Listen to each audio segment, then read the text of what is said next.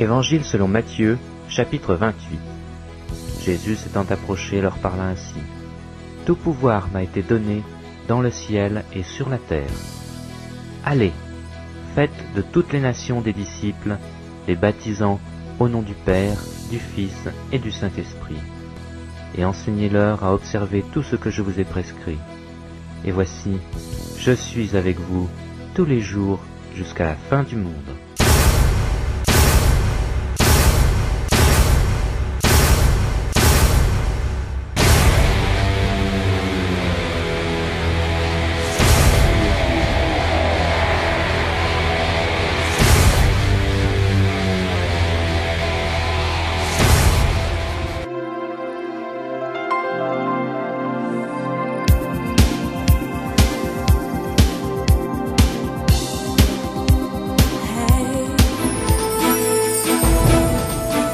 Mokonzi oyo asambisaka na bosembo bato bazanga makasi, bokonzi na ye eumelaka. Mbote na bino banso baebozwi lisusu libaku ya kolanda basonga ba Kristu oyo bomesana kolanda na nzela ya journal télévisé chrétien. Na esengo motema nde bolandi basango ya lelo na Meline Nyemba Kampavule. Bolandi bolamu. Moto mokoti azali na nguya ya kobatela bomoi na ye pe kopusa mikolo ya liwa mbote mingi na bino bonso baebozwi libaku elamu ya kona basango na biso ya bakristu mokolo manelo basango na bulai. Tofongoli kasa na biso ya basango na mayema lekaki tobianga ndeko Maximilien Mbenga atosisa biso nini nde lekaki kuna na etonga tabernacle. Na centre missionnaire le tabernacle, oyo ezwami na 36e rue numéro 13 quartier Kimbangu 1, na sima ya esika eye ebengami station Bongolo. Bango bakomi lengela na ntina ya bosepeli mobu moko ya bozalisi ya eklezia na bango. Na mobu moko eye, moto ya mibeko pe mosali na Nzambe Michel Omba, na lisungi ya molimo mosantu, bafandisi eklezia na Kisasa pe na Canada. Pe na nzela ya mateya maye, bato ebele bakomona loboko na Nzambe. Na ntina ya bosepeli mobu moko ya etonga na bango, bakolengela teke monene ya bozongisi lokumu pe nkembo epai na tata na oyo asaleli bango. Mayangani yango nde ebandi o mokolo ya ibale kino ya itano na sanza ya libwa tope du 2 au 5 septembre pe o mokolo ya motoba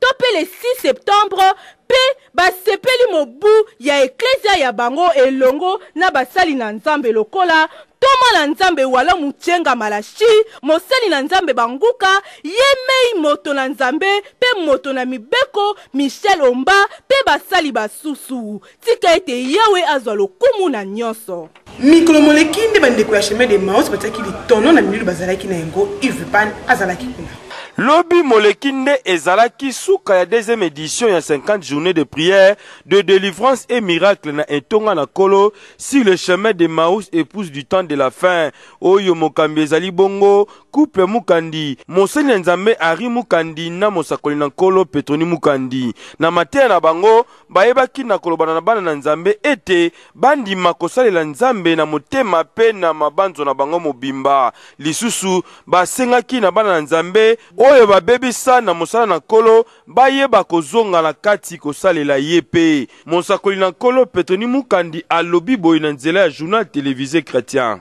C'était une journée d'adoration oyo tolomaki 50 jours tobandaki na Nzambe ici tomemela ye baction de grâce toye kokumisa ye toye koleve kombo na ye. En tout cas c'est très bien passé. Nyonso bazolandaka na oyebisa bango ete fais de l'éternel tes délices, il terminera ce que ton cœur désire. Ce que osali Nzambe esengo. Mutu asalaka Nzambe esengo azalaka na stress te. Mutu asalaka Nzambe esengo azalaka na souci te. Mutu asalaka Nzambe esengo mitungisaka te. Pesa Nzambe confiance. Tu as confiance dans eux pas Nzambe parce que David a lobby maudit celui qui se confie à l'homme. De se confier mingi pas battu. Tous la déception. Mais si se confier pa nzambe toyebi ke nzambe wana akosala esengo motema na biso baoyo nyonso bazolanda biso programme na biso ya église ezali lundi tosanganaka na bamama toza na centre d'encadrement de femmes chrétiennes oyo tolobelaka makambo etali mwasi mardi maman prophétesse azoyamba de 10h ti na après-midi mercredi tozala na journée na biso ya délivrance na tongo 10h à 12h tosambeli kati na jeûne et prière na poko de 17h à 19h30 tosili ici vendredi programme ezakaka moko dimanche à partir ya 8h30 jusqu'à 11h30 tosili ici toya koadore nzambe baoyo nyonso bazolanda biso Kinshasa mobimba oyo bazwaki tante ya koya na 50 jours oyo nazosenga bango ete Jésus-Christ, il est le ressuscité du 3e jour.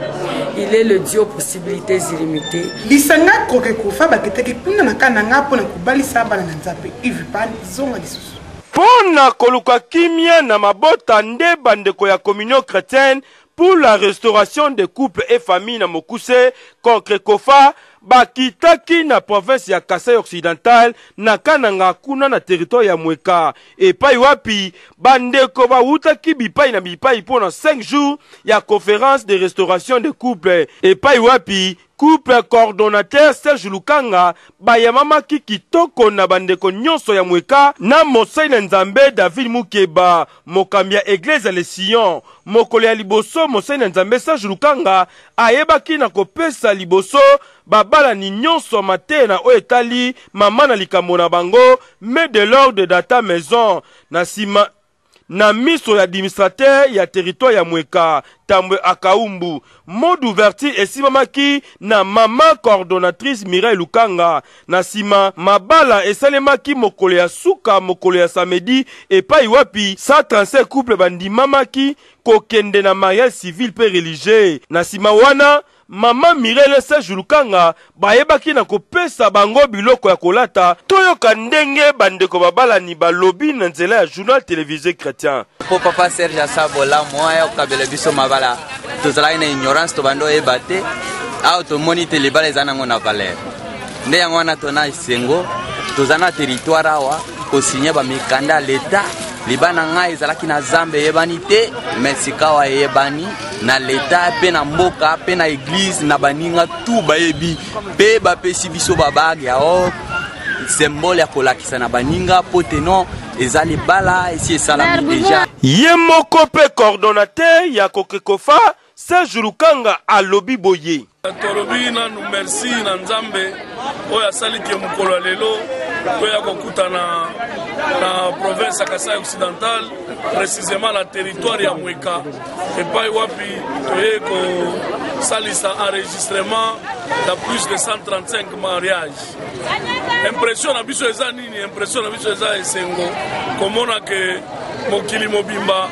bato ba comprendre que mariage il faut ezala enregistré. Alors ndenge to sepeli pe impression na biso eza to komi na territoire to moni que uta kala mikanda eza awa eza mikanda moko eza ya kala mais et permettre biso ba enregistrer quand même ba marié pour que esengo pe protection sécurité oyo biso tolukaka sécurité familiale et tukoka kosalema wana nde esengo ya Kokekofa pe esengo ya Mweka mobimba.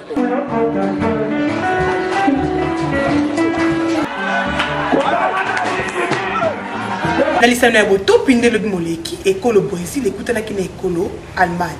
Christelle Pongo Bolai Bossa. Na lisano ya motopi Brésil 2014 yango oyo tokomi na demi-finale uto mokolo mwambe na sanza ya sambo eye ya solo lobi moleki nde moto ya yambo ya poule F na ya yambo ya poule A Allemagne na Brésil nde bakutanaki na nzela ya demi-finale kasi ya kokamo ezalaki ete Allemagne epolisaki Brésil na 7 buts à 1 oyo ezala nanu te na Brésil po kalakala nde toyebaka ete na lisano ya ndembo moto akoki kokweyisa Brésil te baimboka balobi première fois Brésil qui pour la 7 buts à 1 bongo oyo Allemagne a tchaki Brésil kalakala toyebaki yende mutu penda zalaka penda na ba lisano ya ndembo ye mutu bazalaka numéro 1 na monde mobiba kasi ça qui soni et puis azal sous pays organisateur ya Coupe du monde au 2014 mais oyo ngai constant na sala ki ezalaki soki nakoki kotala eza faute ya classement na 2014 au coupe du monde au kotala et na kobanda match ndenge ebandaka liboso ti coupe du monde kokoma na demi-finale Brésil mpenza azalaki makasi te faute ya classement coach na bango nde moto aza na problème po ye asalaki classement bien te mais naye ko se renseigner bajoueur mingi oyo batiaki na classement ya Brésil 2014 mondial oyo baza bajoueur mingi oyo eza première fois na bango babeta mondial ya lobi tosepela te na score au Brésil azwa lobby parce que entraîneur ana na sala na erreur à makasi parce que atika fois ba kaka ba Ronaldinho akati bango akoza ka ba jeune joueur ba betaka coupe ya fédération ana yango te se plaît ce que te ou descend de coup de ça maintenant na Brésil après match wana yango entraîneur wana fo alonga na Brésil to linge souté biso ba congolais na moto mona yango bien te pour le score à Brésil to ndimé te Brésil à cause à humilier le niveau la football là la football les a arrêté les belé d'abord la préparation niveau pour Allemagne d'abord dans le côté allemand expérience et compter dans l'équipe allemande tout le monde va close voilà joueur va expérimenter plus que joueur au Brésil joueur au Brésil c'est la première fois plupart c'est la première fois avec la Coupe du monde en réalité dans mon tour on a la plupart côté step technique à Brésil entraîneur alors on garder joueur dans l'expérience mingi tout le monde est dans le Brésil à 4 joueurs dans l'expérience mingi kopola ya soni penza na Brésil oyo toyebaki lokola molongi ya lisano ya ndembo pe lisusu ekolo oyo esalisi lisano ya motopi eyeto pe Coupe du Monde 2014 baboti botala ete lo malamu ya kotangisa bana kati na nzambe ya solo mikolo miyeba na kelasi bazali kokoba se kokoba loi to pe vacances na bango sima ya mwa mikolo mikoya nde bakozongela bongo nzela ya kelasi journal télévisé chrétien lokola lisanga ya bakristu etei to pe eyebi ete bibilia etalisi biso lakisa muna mwana nzela oyo akolanda po ete tango akokola abunga te ndeko moboti otangisaka mwana na yo na kelasi ya lolenge nini tala moko ya bitelo oyo ekoki kotangisa mwana na yo na lopoto pe na kingeleza. Vos enfants ici au collège l'Arche des héritiers de la promesse. Ici c'est chic. My mother's name is Yosila Makaya, is a businesswoman. My sister's name are Delight and Adeline Mouse. I love my family. God bless you. Thank you.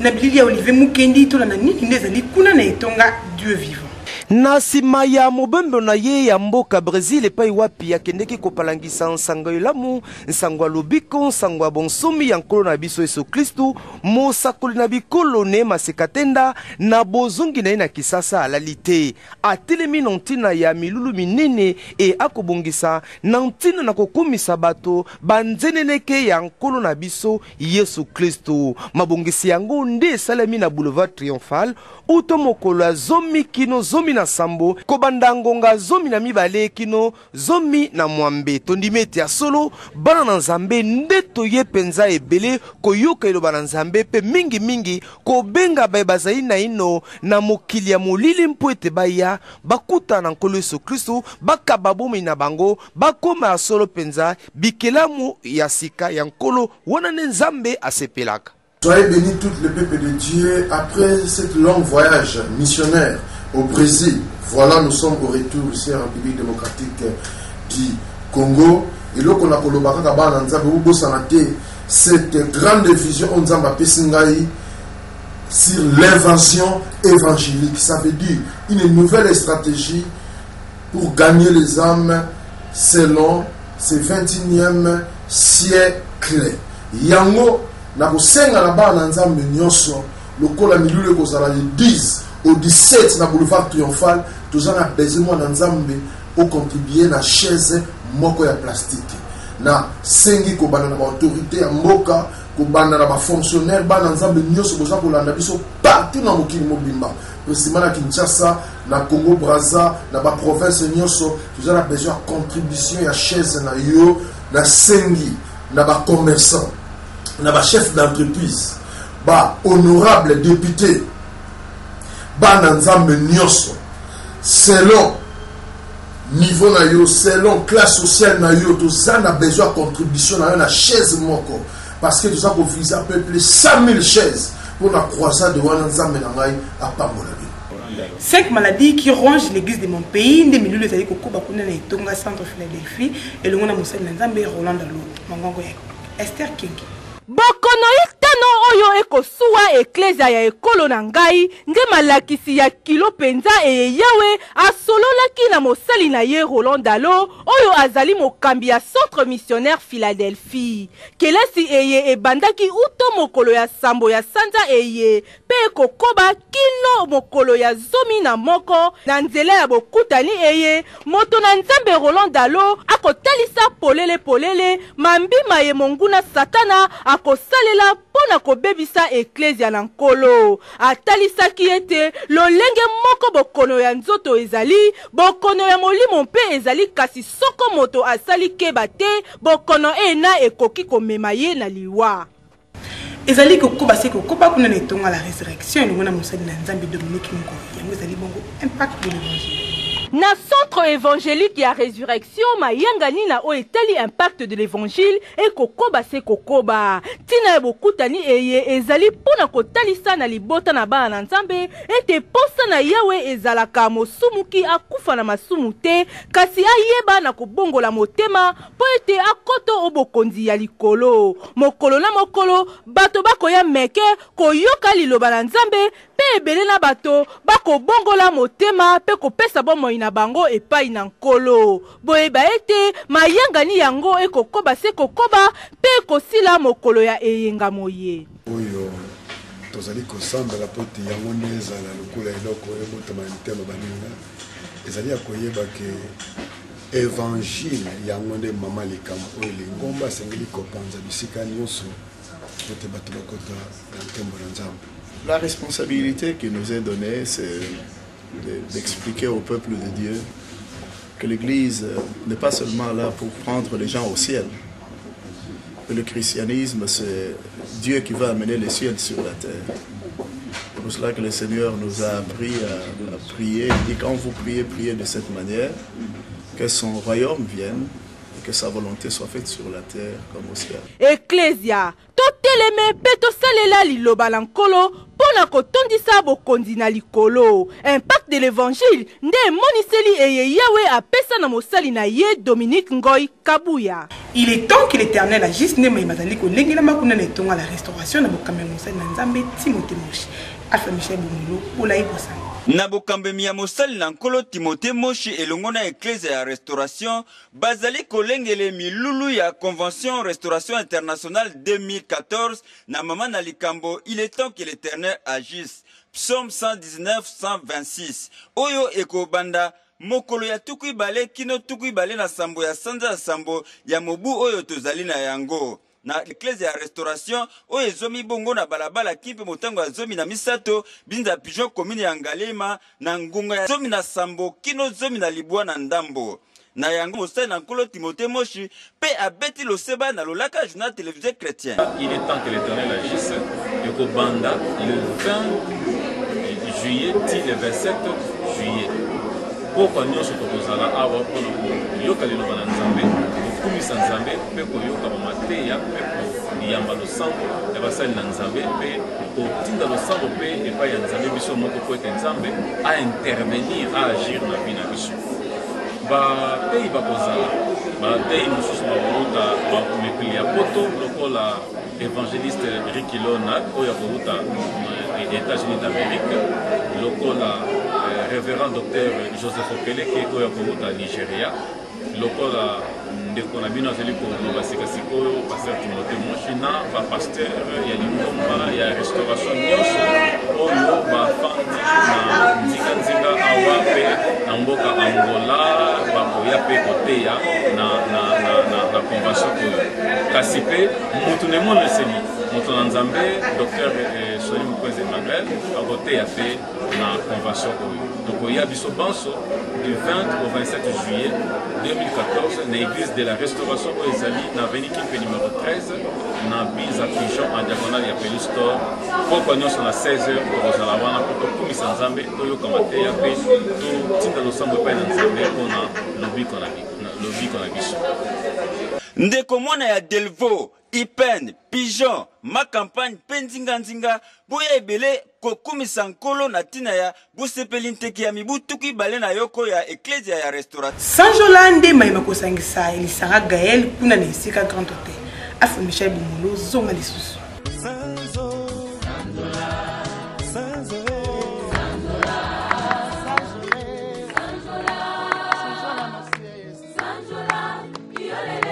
bandeko ya lisanga bayembi na nkolo ya groupe Adorons l'Éternel oyo ya Kondo Alain Moloto bazali na milulu ya kosanjola yawe oyo babengi sanjola omokolo ya zomi na misato ya sanza ya sambo na mobu oyo te ozali na yango na parking ya Grand Hôtel de Kinshasa na bokambemi ya ndeko Atoms Mumba boyoka ndenge bandeko baleli na lolaka journal télévisé chrétien. Shalom, shalom, bien-aimés dans le Seigneur. Nous, c'est le groupe Adorons l'Éternel, Gaël Musique, et nous sommes très heureux de vous adresser ce message. Dimanche, le 13 juillet, Tobengi Sibino, na Milulu Minene, na Kombo ya Sanjola. Ça sera au parking du Grand Hôtel le 13 juillet à 16h. Ce sera un grand moment de célébration et de louange à notre Dieu, Sanjola.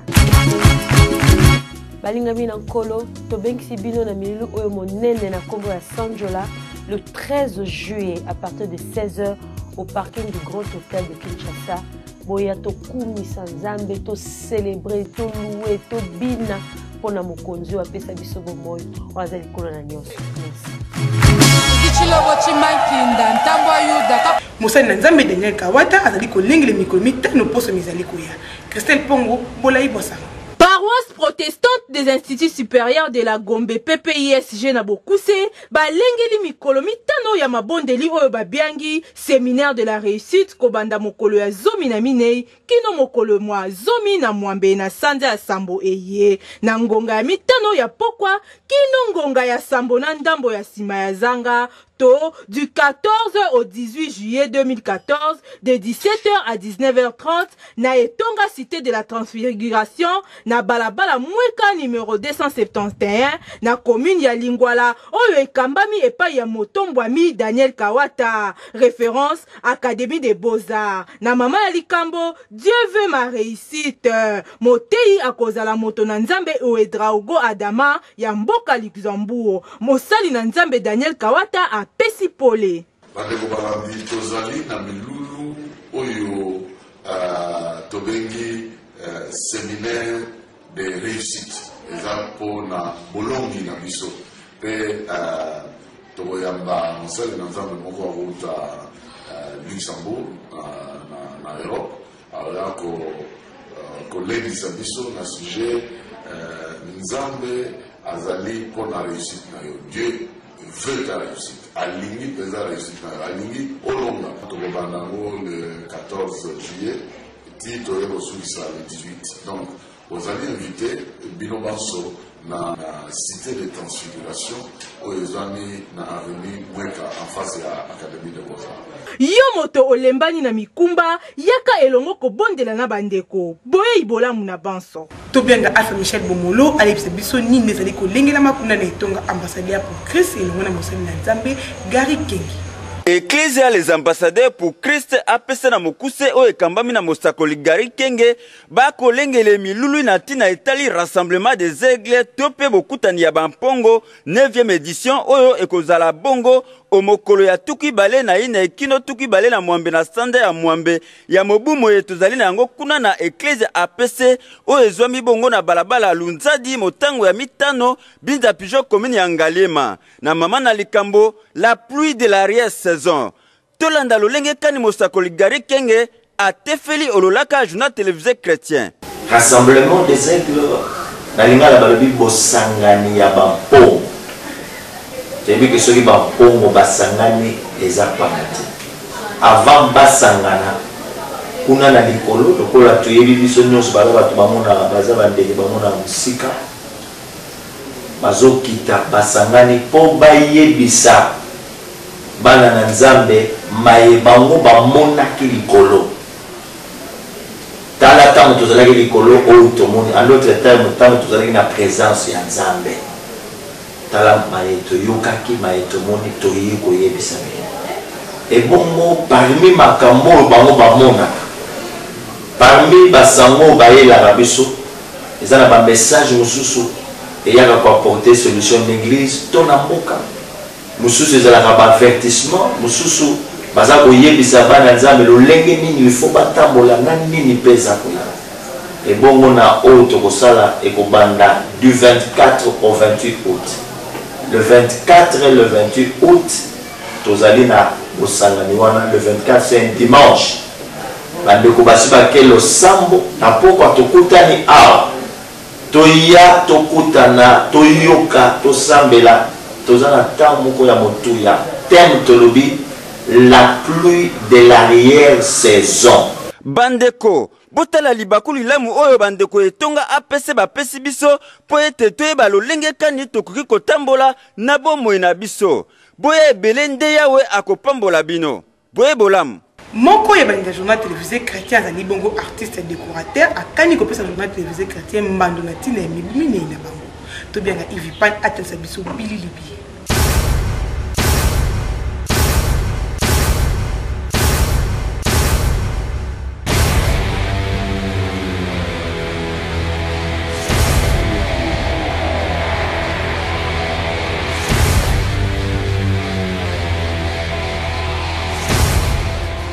moko ya balandi monene ya journal télévisé chrétien na kombo mosengo maki ayebaki koloba pona oyo etali bavula mine ya JTC tope 4e année oyo ya journal télévisé chrétien toyoka ye abongisi nini pona JTC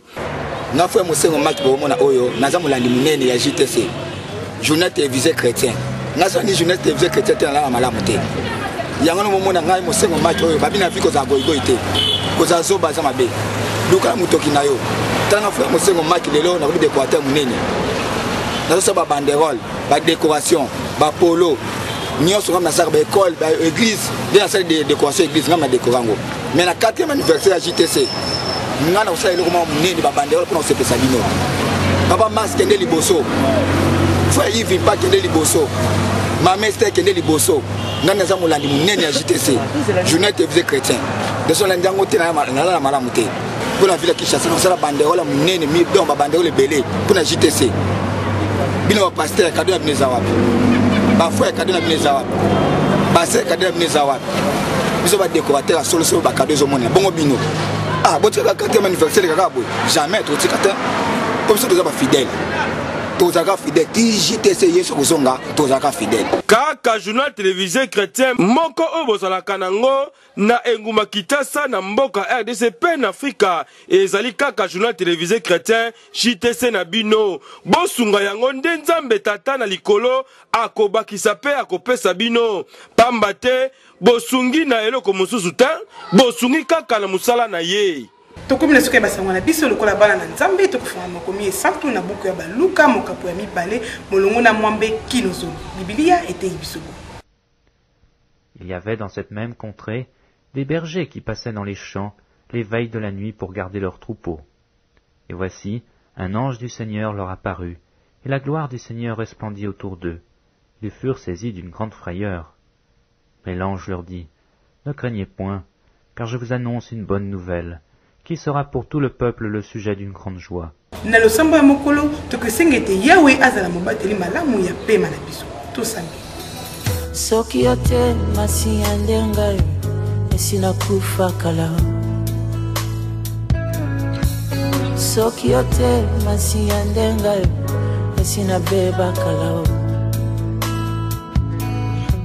soki yote